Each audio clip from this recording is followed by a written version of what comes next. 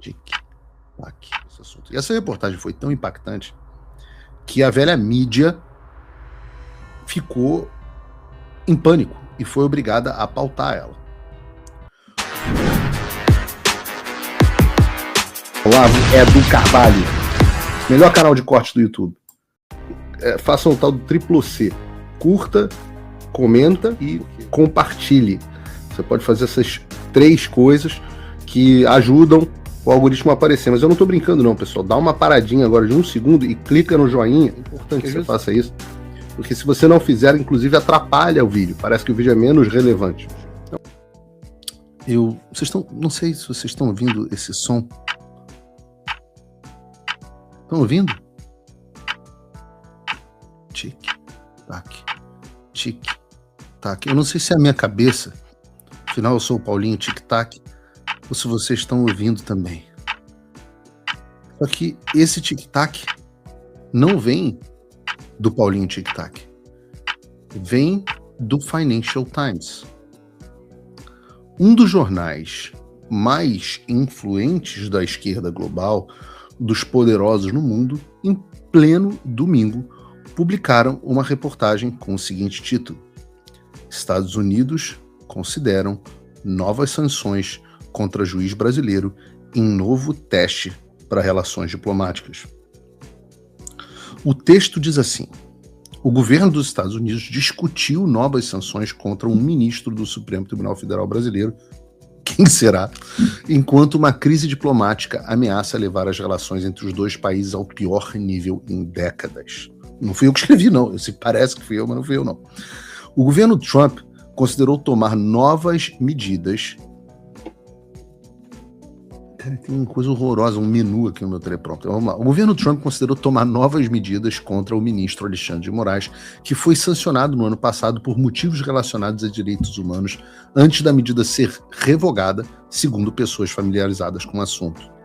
A atenção renovada de Washington sobre o magistrado pode ampliar o conflito com Brasília em torno de comércio e política, que tem lançado uma sombra sobre as próximas eleições na maior democracia da América Latina. Moraes foi atingido por sanções da Lei Global Magnitsky há pouco mais de 1 ano, acusado pelo secretário do Tesouro dos Estados Unidos, Scott Bessent, de promover, abre aspas, uma campanha opressiva de censura, detenções arbitrárias que violam direitos humanos e processos politizados, inclusive contra o ex-presidente brasileiro Jair Bolsonaro, diz o Financial Times, e continua. O populista de direita e aliado de Donald Trump foi condenado no ano passado a 27 anos de prisão após ser considerado culpado de planejar um golpe de Estado. No entanto, as sanções contra o ministro, sua esposa e uma empresa pertencente à família foram retiradas em dezembro após uma reunião e telefonemas entre Trump e o seu homólogo brasileiro, Luiz Inácio Lula da Silva. A atenção dos Estados Unidos sobre Moraes foi retomada em parte, prestem atenção, por causa de um caso que provocou um debate sobre liberdade de imprensa no Brasil, segundo uma pessoa familiarizada com o assunto que pediu para não ser identificado. O ministro autorizou operações policiais contra um jornalista e 2 supostas fontes no âmbito de uma investigação sobre reportagens envolvendo outro ministro do Supremo Tribunal Federal e sua família. Moraes argumentou que as informações foram obtidas e divulgadas ilegalmente, representando um risco à segurança da família do ministro. O Financial Times continua. O Departamento de Estado e a Casa Branca não responderam a pedidos de comentário. O Supremo Tribunal Federal brasileiro não respondeu aos questionamentos. Figura poderosa e divisiva em seu país, Moraes ganhou atenção internacional depois de entrar publicamente em conflito com Elon Musk há alguns anos e bloquear temporariamente a plataforma X do bilionário no Brasil. Seus apoiadores afirmaram que ele ajudou a proteger a democracia brasileira contra uma onda de desinformação. Seus críticos, incluindo o governo Trump, consideram que ele está restringindo direitos relacionados à liberdade de expressão. Ele foi atrás dos apoiadores do presidente, não apenas Elon Musk, mas pessoas do tipo MAGA no Brasil, acrescentou uma pessoa familiarizada com o pensamento do governo americano. Mesmo que queiramos uma boa relação com o Brasil, obviamente esse cara é um inimigo. A reimposição das medidas da Lei Magnitsky estava sob consideração, afirmou outra pessoa. As sanções envolvem congelamento de ativos mantidos nos Estados Unidos e a proibição de empresas e indivíduos americanos realizarem negócios com os alvos.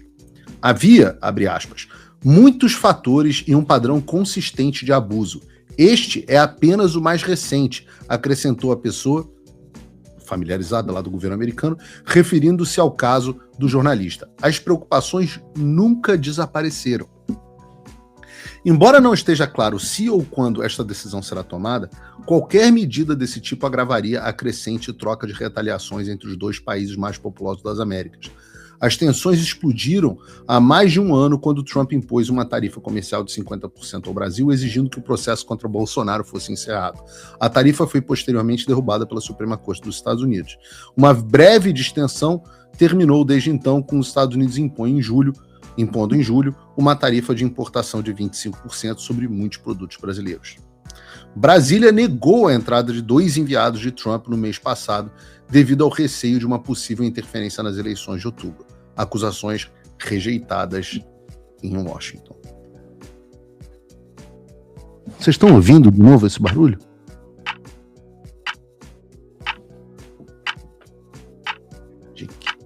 Aqui. Os rumores sobre a volta da Magnitsky estão ficando cada vez mais fortes, como eu disse a vocês que ficariam. Eu disse a vocês, os sinais enviados pelo governo Trump ao Brasil estão cada vez mais claros. Eu tenho dito, quem tem ouvidos para ouvir, ouça. Ouça. Eu tenho dito, não adianta a gente desistir, não adianta a gente jogar a toalha, não adianta a gente parar de fazer as coisas. É claro que eu não posso falar muitas coisas, mas quando eu chamo a atenção para a possibilidade do retorno da Magnitsky, é porque essas conversas estão acontecendo. Eu acho que alguém seria louco a essa altura de imaginar que eu não tenho boas fontes relacionadas a esse assunto. Agora, o Financial Times falando a esse respeito, sem dúvida nenhuma mostra o quanto que a discussão se tornou generalizada dentro da administração americana. Vejam o processo de reversão que a gente teve que fazer. Nós começamos muito bem, tivemos um contratempo, caímos, obviamente aquele negócio, a gente cai, derruba, dá de cara no chão, as pessoas fazem chacota, a gente se levanta, começa o trabalho de novo, e começa o trabalho de novo, e começa o trabalho de novo, e começa o trabalho de convencimento. Recebemos não, tentamos de novo, recebemos não, tentamos mais uma vez, continuamos insistindo, novas reuniões, novos pedidos, novas pessoas, novos pontos de pressão. Aí nós esperamos o quê? Sempre as nossas apostas. Lula, lembrem-se que o plano sempre foi esse. Lula fará merda e Alexandre de Moraes dobrará as suas apostas. E é exatamente isso que acontece. Lula deteriorou as relações políticas de Brasil e Estados Unidos. Ele não consegue mais forte do que ele. Mentiu, difamou Trump, brigou com Rubio, não entregou nada do que prometeu, admitiu publicamente que mente para líderes políticos e, no entanto, o Alexandre de Moraes foi lá e dobrou, mais uma vez, a aposta.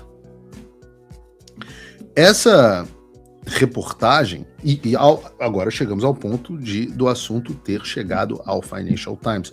É óbvio que o Financial Times, para publicar uma matéria dessa, ele tem que falar com pessoas de dentro do governo Trump, e as pessoas de dentro do governo Trump têm que dizer, de fato, esse assunto voltou a ser discutido aqui.